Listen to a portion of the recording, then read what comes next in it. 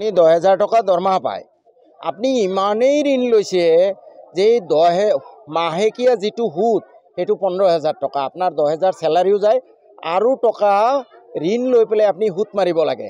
আপোনাৰ ঘৰৰ অৱস্থা কি হ'ব? ল'ৰা ছোৱালীক কেনেকৈ খুৱাব? এইটো situation, it is a vicious চাইকুলত অসম ৰাজ্য বৰ্তমান চলি আছে। সাংঘাতিক বেয়া অৱস্থা। শ্ৰীলংকা বা আমাৰ বাংলাদেশৰ নিচিনা চিটুৱেশ্যন হ'লেও আমি আচৰিত হ'বলগীয়া একো নাথাকিব। আমি আশা কৰিছোঁ ভগৱানে আমাৰ মুখ্যমন্ত্ৰীক সুমতি দিয়ক, তেওঁ ৰাজ্যখনক যাতে ধ্বংসৰ পথলৈ নিনিয়ে। আমি এইটোৱে ভগৱানৰ ওচৰত, আল্লাহ তালাৰ ওচৰত প্ৰাৰ্থনা কৰিছোঁ, আল্লাহ তেওঁক সুমতি। গোটেই বিত্তীয় অৱস্থা ধ্বংস। তোমাৰ এনেকুৱা এটা অৱস্থা হ'ব 2-3 মাহ পিছত দৰমহা দিব নোৱাৰিব। প্ৰায় 1.5 লাখ কোটি টকাৰ ধাৰ।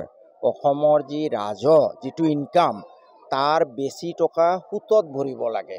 আপুনি এটা পৰিয়াল চলায়, আপুনি 10,000 টকা দৰমহা পায়, দৰমহাটো যায়েই, দৰমহাটো আপোনাৰ ইনকাম, দৰমহাৰ উপৰিও আপুনি বেলেগৰ পৰা সুতত আনি সুত মাৰিব লাগে। মাহেকত যিটো সুত, আপোনাৰ অৱস্থা কি হ'ব?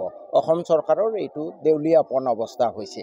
আচলতে কাৰো আশীৰ্বাদ আছে নেকি? সেই তাহানিৰ পৰাই শুনি আহিছোঁ সাংবাদিকৰ ওপৰত আক্ৰমণ, কিন্তু এতিয়ালৈকে কোনো চৰকাৰে অকল সাংবাদিকক আক্ৰমণ কৰাই নে, এই যি উচ্ছেদ, যিসকল মানুহৰ মাটি বেলেগত আছে তেওঁলোকক উচ্ছেদ কৰক, আমি স্বাগতম জনাম। কিন্তু যাৰ মূৰ গুজিবলৈ এটুকুৰা মাটি নাই, নদীৰ গৰাখহনীয়াত গৃহহীন, তেনেকুৱা মানুহবোৰৰ মৌলিক অধিকাৰ ক্ষুণ্ণ কৰা হৈছে, মৌলিক অধিকাৰ ভংগ কৰা হৈছে। Fundamental right. এজন সাংবাদিকক শাৰীৰিকভাৱে নিগৃহীত কৰাতকৈ মানুহৰ মৌলিক অধিকাৰ ক্ষুণ্ণ কৰাটো আটাইতকৈ বেয়া কাম। সংবিধান বহিৰ্ভূত কাম কৰিছে। সদনৰ মজিয়াত হিন্দু মুছলমানকৈ ভেদাভেদ কৰিছে, সদনৰ গৰিমা ম্লান কৰিছে।